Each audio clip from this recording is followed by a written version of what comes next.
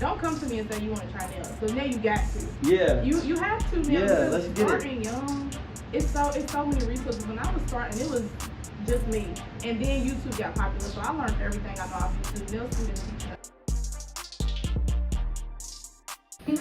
All right. Welcome back to another podcast. This is the Drills to Dreams podcast. I'm Jamie Johnson. I'm the owner and founder. And today we have a real boss, a real go-getter. And she is actually the first woman to be on the Drills to Dreams podcast. So, you nervous? Yes. All right. So I'm going to let her tell you who she is. But no, for real, she's really going to drop a lot of gems to a lot of women and men out there that may want to get in this industry. So start by telling them your name and your business. My name is Tanaija Reed. I am owner and CEO of Come Get Nailed, the Rich Nail Babe.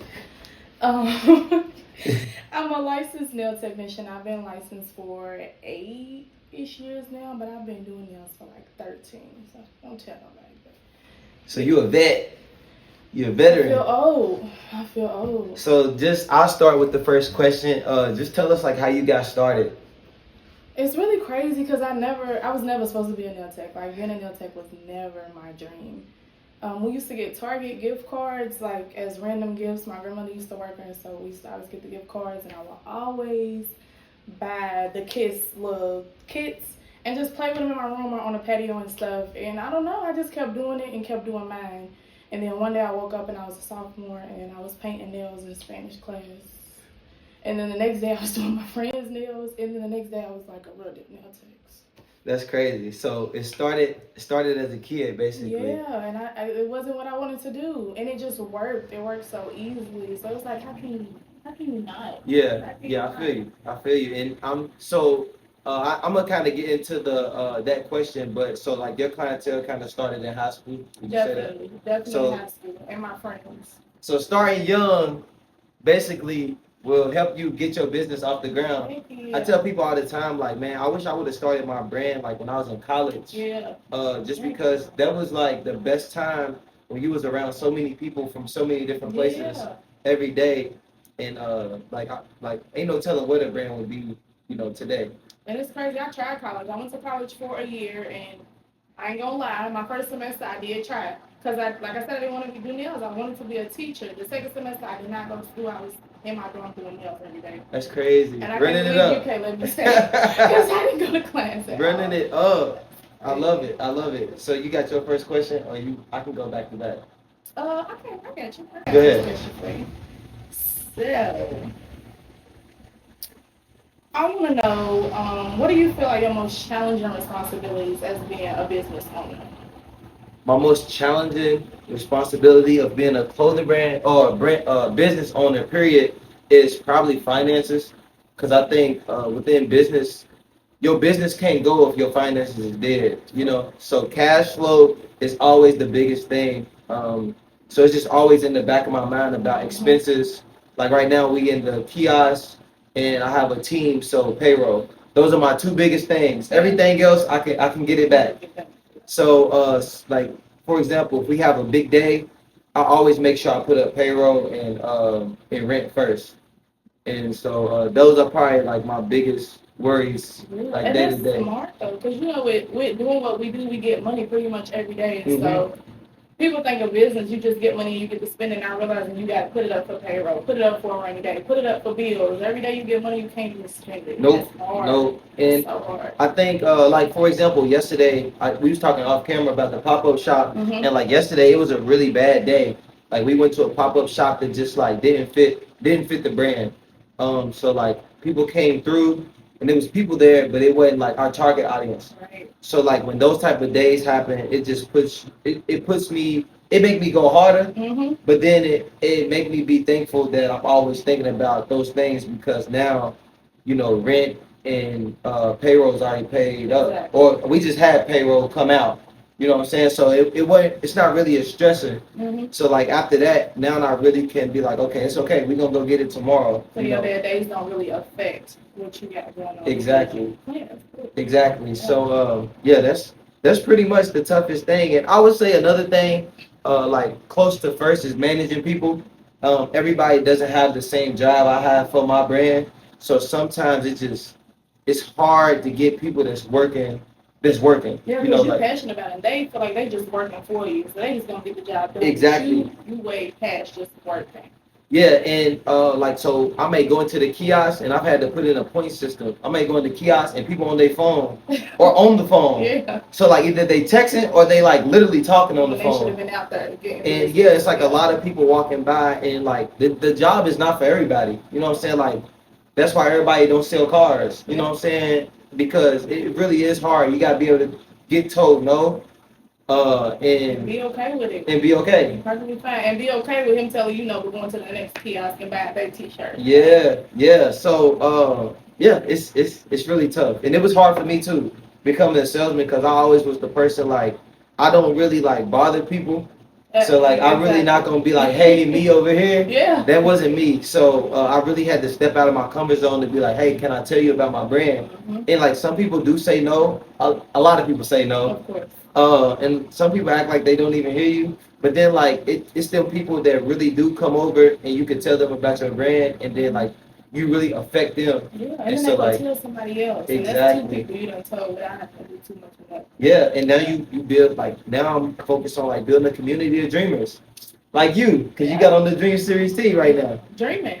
Big dreamer. All right, so my next question was had to do with like within your lane. I feel like that I see somebody always like doing nails. Because although I do run a clothing brand, I also do look at other businesses like in our city and like outside the city. And there's a lot of women that's just into beauty. Let's just sum it up as beauty. How do you feel it is getting clientele, and how hard is it? Basically, what I'm saying. I feel like nowadays the main reason why it's so hard to get clientele is because they don't trust us anymore. Because not just in Louisville but everywhere, period, customer service is like really, really bad. Yeah. So getting clientele is hard because you have to get that person to trust you. Like it's not just your client. My clients become my friends. They'll tell you. They tell me everything. We like real deal dogs, but it's hard to get people to trust you because, like I said, customer service is just horrible. So when you get them people, I guess it becomes easy then because then when I get you, then you're going to tell your friend, and you're going to tell your mom, and now I got a whole family coming to me. So it's hard, but it ain't hard. Yeah. You got to strategize. You got to know. You got to be a nice person. Yeah. You can't be mean. You got to really run a business. People think that they just going to be a nail tech and just going to be like, oh, I'm just going to polish my nails. No, you got to be these people's friends. You got to be understanding because it's life. Yeah. It's life. Stuff happens. And you almost serve as a therapist. Almost. Yeah. I think that's my. I think I'm a therapist before I'm a nurse. I swear it is. And you got clients that come in.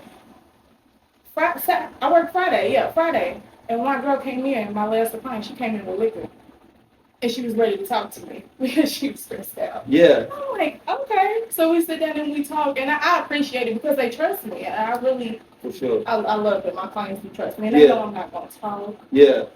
That's the.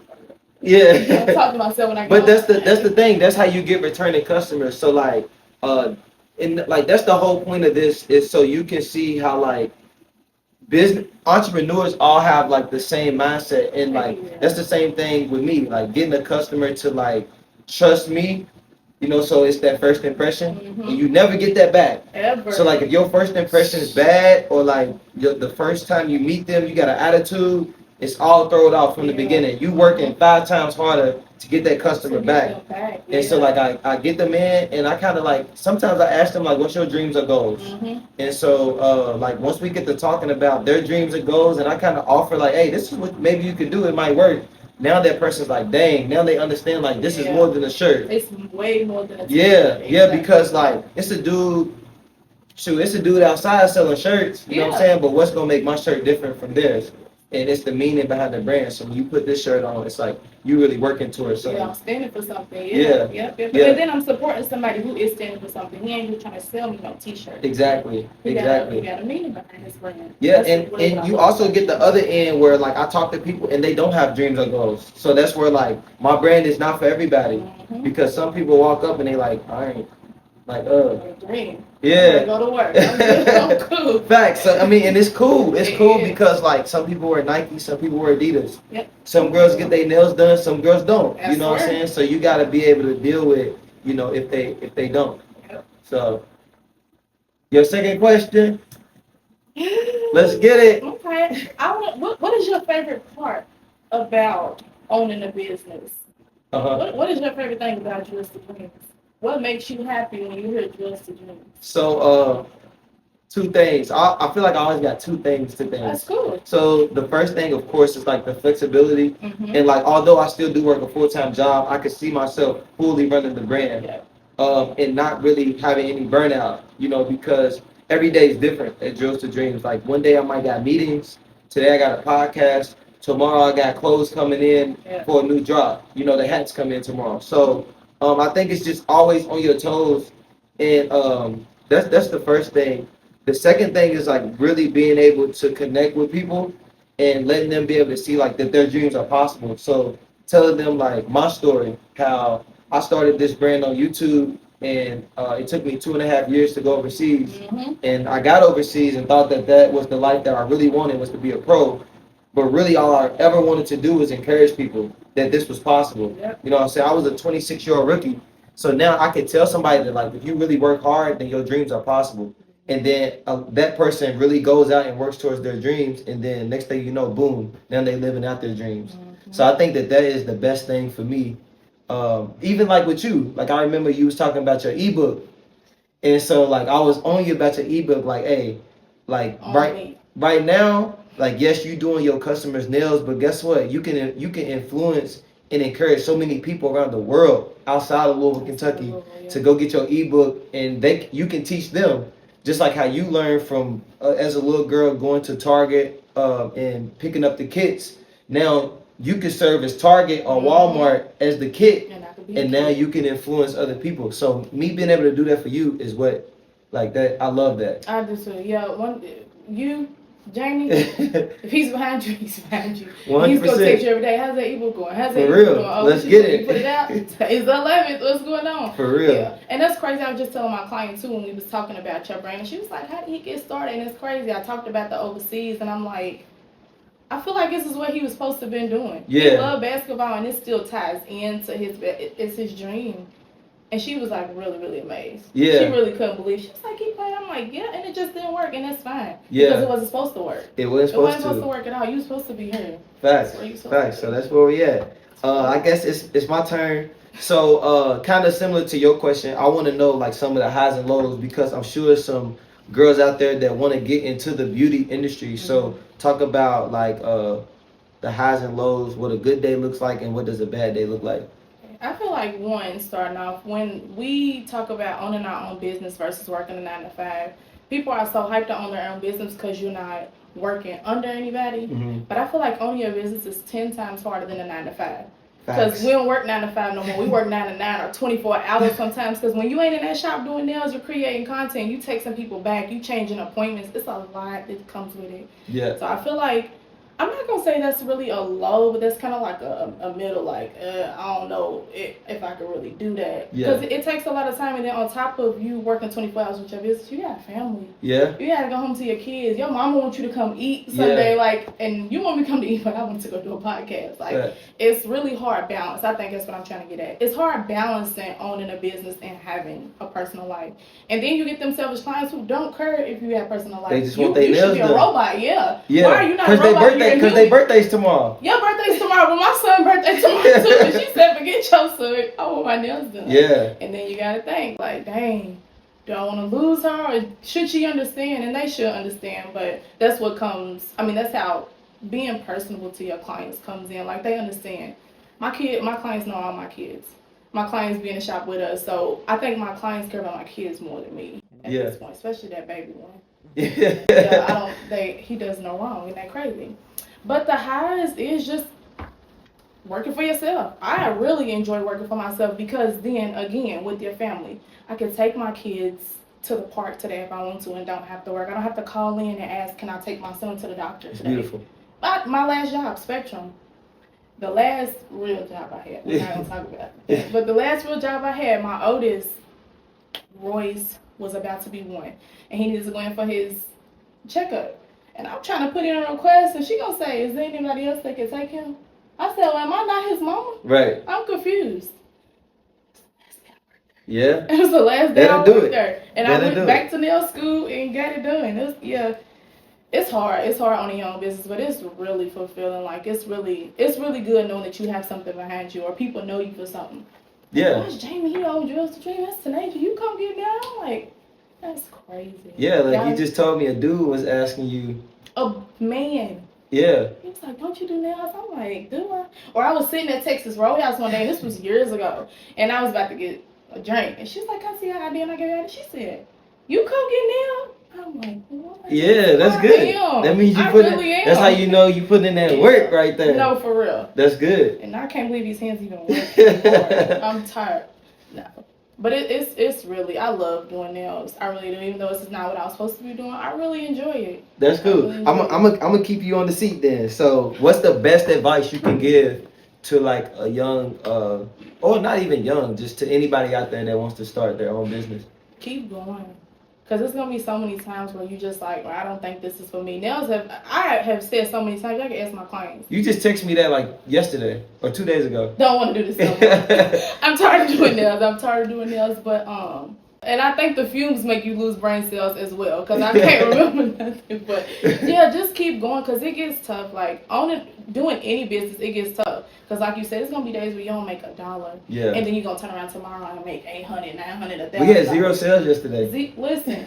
We had 0. Man, and still smiling. Still smiling. The day before that was probably a good day. Like, but tomorrow, I mean, like I'm a tomorrow type of guy, so I know. Shoot, tomorrow's a fresh day. Yeah. Yesterday we didn't do good, but we don't know for tomorrow. We don't. And what I did tomorrow, yesterday I'm not gonna do tomorrow because what I did yesterday ain't make me no sales. So I gotta figure something out. Thanks. So tomorrow we're gonna make money. Yeah. But yeah, keep going because it's not. You don't start off. I think that's people's problem too when they start a business. They think they're just gonna immediately start making money. Yeah. And that ain't how it goes. You have to be passionate about what you're doing, and then the money will come after that. And then it's gonna keep coming, and it's gonna keep coming. But if you're just doing it just to make money, it probably ain't gonna work. Yeah, and I think that's the only part that like most clothing, I keep saying clothing brand, but most entrepreneurs or business owners, that'd be the only thing they show. Yeah. Is the vacations and the jewelry and the lavish lifestyle. But not the work they have. Decked out house. Yeah. It takes work. People don't know, like,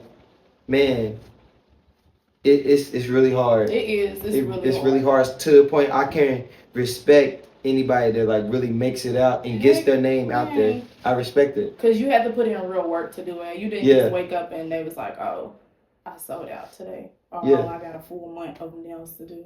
And it's another thing when you sell out or you was booked the whole last month and you got all this money, it's like what to do with it next. Yeah. You know what I'm saying? Like you can't just, like you said, go splurge it. You got to really invest back into yourself and your brand. Because the money is going to come so easy. So you're going to, of course, if I done had a week, let's say I had a week, I made $1,500 this week.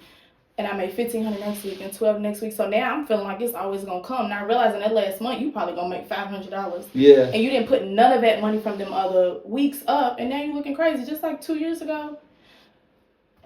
Listen, y'all wouldn't have known if I don't tell y'all. It was real bad out here. But because, and I don't carelessly spend it all, but I got kids, and I'm not gonna lie, they get whatever they want. We do trips for birthday. I do good with my money, but at the same time, I was not saving how I was supposed to. So when I didn't work for 4 months, that's all that I could cover was 4 months. My money could only cover rent and bills for 4 months, and I was like, man.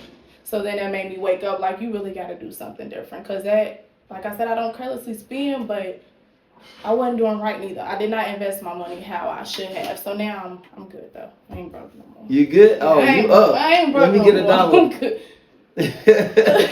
I owe you for this shirt anyway. I got you. It's all good. It's all good. So is there a specific goal you're trying to reach with Drills to Dream? Like, is there a cap? Is it like when I make it here, like I'm good, or do you just want to keep going and going and going and get as big?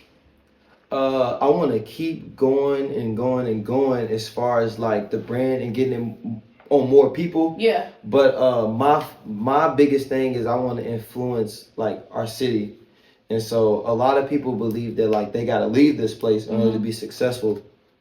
So I'm the person that I want to stay here and be successful and be able to create resources for other people to be successful. So like. By the time this come out, it'll probably already been to happen or about to happen. But like the Dreamers Market, yes, where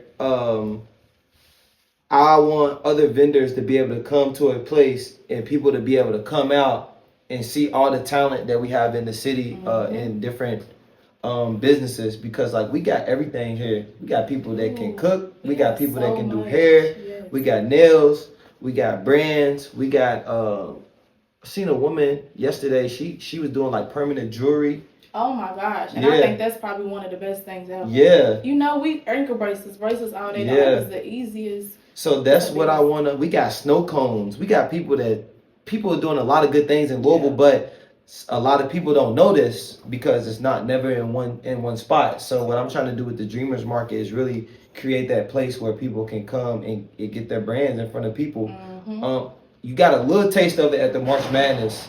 So at the March Madness event that we throw annually, we always gonna have vendors there. Yeah, and y'all gotta make sure. He said annually, so when he pop back up next year, y'all have to be March 8th. It's already on the schedule. March 8th. It was lit. It really was nice. So hopefully, like, people just continue to do better and better and better. And yeah, that's my goal, is to create resources for other businesses and so they can get their business going. But that's how you get blessed too. You got a business and you trying to reach out and make sure other people get their business started, or at least influence them to get. That's how you get blessed. Helping other people. Your business is always gonna be on top. I showed you what the Dream Factory gonna look like. What it's going to look like. When we get that, it's gonna be very, very nice. Refer back to this video when y'all see the market. Y'all Real talk. He said it was gonna be good. No, it's gonna be crazy. Real talk. It's gonna be great. That's where we gonna see all of y'all at. Facts. Oh yeah. You got any more? Yeah, I got one more. Cause I asked all my questions. I got all mine off. Was there ever a point where you was just like, this ain't me? Like, I don't think this is what I want to do, or it was? Did you think selling clothes or getting your brand out was just not gonna work for you? I think like that doubt was maybe in the beginning. I'm talking about like the beginning, like before the kiosk beginning. Okay. Just because I had hooped and like we went to school together, so like I was never like best dressed or anything. I said last podcast I had more shoes to hoop in than to wear to school. So I just was like, I just was a cool dude. Like I would never, nobody really mess with me for fashion. And so at first I was like, man, I don't know if I can do it because I'm not known for that. I'm known for hooping. So if I come out and I want to be a basketball trainer, like that's my lane. But like I just stepped all the way literally out of my comfort zone. And when I got into the kiosk and I got other people's reaction, like outside of my family, because like your family gonna be like, but they like gonna tell you to know. Once your strangers, people you didn't know, are like, bro, I really like this brand. That's all I needed. So now somebody telling me no, they don't like my brand, or they gonna walk right past it, then like it's cool for me because I know there's a lot of more people to reach, you know. And so like that doubt been gone for about a year now. Yeah, so that's where I'm at. Is that it? That's it? All right, hey. This right here was a very special one. I'm gonna mark this one down in history because she don't even talk. Y'all, I'm nervous. She don't even talk. So make sure y'all go back and rewind and listen to the gems because she really is a go-getter. A woman of few words, but she knows a lot. And I'm gonna put her Instagram stuff in the description. So any young person out there or person that wants to reach out to her for knowledge, she is definitely available. Go get that ebook. You ain't even gotta reach out to it. She already got it made for you.